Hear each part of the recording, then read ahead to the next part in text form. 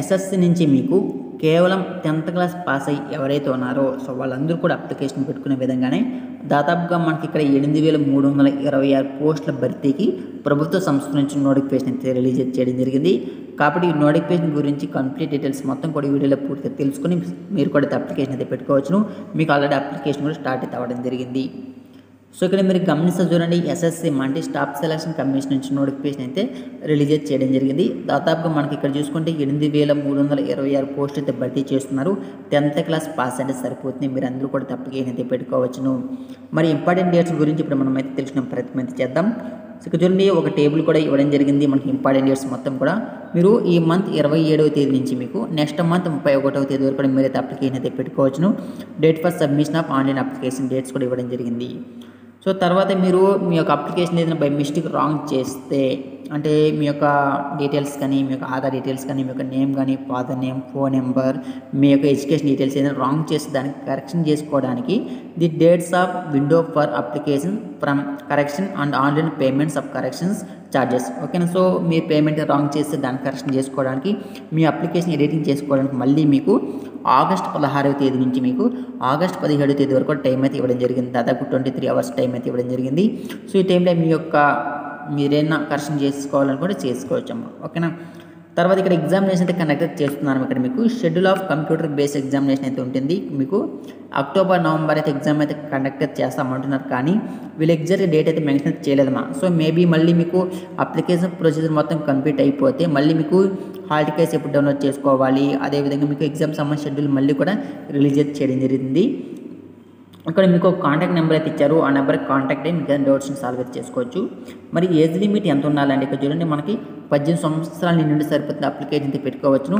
మరి గరిష్ట వయసు ఎంత ఉండాలంటే ఇక్కడ చూసుకుంటే మనకి ఎంటీఎస్ పోస్టులు చూసుకుంటే 25 సంవత్సరాల వరకు, హాల్ద్వార్ పోస్టులు చూసుకుంటే మనకి 27 సంవత్సరాల వరకు కూడా మీరైతే అప్లికేషన్ అయితే పెట్టుకోవచ్చును. మరియు వయసు అడలింపు చూడండి, ఇక్కడ కంపల్సరీ ప్రభుత్వ ఉద్యోగాలు కాబట్టి ఎస్సీ ఎస్టీ అభ్యర్థులకు 5 సంవత్సరాలు, ఓబీసీ అభ్యర్థులకు 3 సంవత్సరాలు, పీడబ్ల్యూబీడీ అభ్యర్థులకు 10 సంవత్సరాలలో మీకు అయితే ఏజ్ రిలాక్సేషన్ అయితే ఉంటుందన్నమాట కంపల్సరీ. మరి ఎగ్జామ్ అయితే కండక్ట్ చేస్తున్నారు. పరీక్షా కేంద్రాలు ఏమవుతాయంటే మనకి 2 తెలుగు రాష్ట్రాలు కలిపి ఆంధ్రప్రదేశ్ మరియు తెలంగాణ రాష్ట్రాల్లో వివిధ ప్రాంతాల్లో పరీక్షా కేంద్రాలు ఉన్నాయి. అవి చీరాల, గుంటూరు, కాకినాడ, కర్నూలు, విజయవాడ, విజయనగరం, విశాఖపట్నం, నెల్లూరు, రాజమండ్రి, తిరుపతి, హైదరాబాద్, వరంగల్, కరీంనగర్. ఇవి మీ యొక్క ఎగ్జామ్కి సంబంధించి ఆ సెంటర్స్ అనేవి. ఓకేనా. తర్వాత ఎంపిక విధానం ఎలా ఉంటుంది అంటే ఇక్కడ చూడండి, ఎంటీఎస్ పోస్ట్ కంప్యూటర్ ఆధారిత పరీక్షలో వచ్చిన మార్కుల ఆధారంగా అయితే ఎంపిక అయితే చేస్తామంటున్నారు.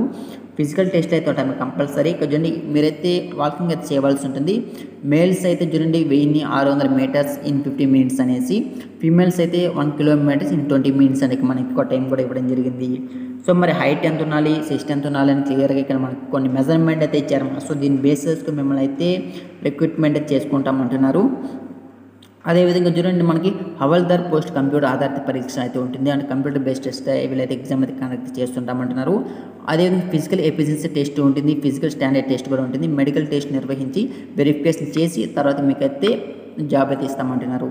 పరీక్షా విధానం చూసుకుంటే మీకు సెషన్ 1లో 40 ప్రశ్నలు 120 మార్క్స్ అయితే ఇస్తారు. మా సమయం 45 నిమిషాల టైం అయితే ఇస్తారమ్మా. ఓకేనా. తర్వాత చూసుకుంటే మనకు సెక్షన్ 2లో 50 ప్రశ్నలు ఇస్తారు, 150 మార్కులు అయితే ఇవ్వడం జరుగుతుంది. సమయం 45 నిమిషాల టైం అయితే ఇవ్వడం జరుగుతుంది. కంప్యూటర్ బేస్డ్ ఎగ్జామినేషన్ కూడా క్లియర్ ఇక్కడ మనకి డీటెయిల్స్ మొత్తం మెన్షన్ చేయడం జరిగింది.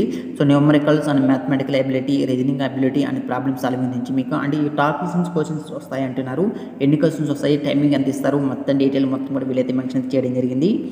మరి ఫీజెస్ ఉంటుంది కదా, మీరు అప్లికేషన్ పెట్టుకునేటప్పుడు 100 రూపాయలు మీరైతే ఫీజెస్ అయితే పే చేయవలసి ఉంటుంది. మహిళా, ఎస్సీ ఎస్టీ అభ్యర్థులు, పీడబ్ల్యూబీడీ అభ్యర్థులు మరియు ఎక్స్ సర్వీస్ మ్యాన్లకు ఫీజు నుండి మినహాయింపు కలదు. అప్లికేషన్ విధానం చూసుకుంటే మీరు స్టాఫ్ సెలక్షన్ కమిషన్ అధికారిక వెబ్సైట్కి వెళ్ళి మీరైతే అప్లై అయితే చేసుకోవాల్సి ఉంటుంది. మీ డైరెక్ట్గా నేను మీకు అప్లై లింక్ ఇస్తాను, దాన్ని క్లిక్ చేసి మీరైతే అప్లై అయితే చేసుకోవచ్చును. మీకు ఇక్కడ నోటిఫికేషన్ ఇచ్చారు, అదేవిధంగా అప్లై ఆన్లైన్ లింక్ కూడా ఇచ్చారమ్మా. మీకు నేను ఫుల్ నోటిఫికేషన్ ఇస్తాను. దాదాపుగా అది 81 పేజీ ఉంది నోటిఫికేషను. కాబట్టి 81 పేజీల నోటిఫికేషన్ ఇస్తాను మీకు. ఆ నోటిఫికేషన్ డౌన్లోడ్ చేసుకొని అందులో మీకు సిలబస్ ఉంది, ఎగ్జామినేషన్ ప్యాటర్న్ ఉంది, ఇంకా కొన్ని డీటెయిల్స్ ఉన్నాయి. వాటిని మొత్తం జాగ్రత్తగా స్టడీ చేసి మీరైతే అప్లై అయితే చేసుకోండి. ఓకేనా. సో మీకు డైరెక్ట్గా అప్లై లింక్ ఇస్తాను, అక్కడ వెళ్ళి మీరైతే అప్లై అయితే చేసుకోండి. ఆల్రెడీ మీకు అప్లికేషన్ స్టార్ట్ అయితే అవ్వడం జరిగింది. సో కేవలం 10వ తరగతి క్వాలిఫికేషన్ కాబట్టి అందరూ కూడా అప్లికేషన్ అయితే పెట్టుకోరండి. సో ఇది video. Thank for watching this video.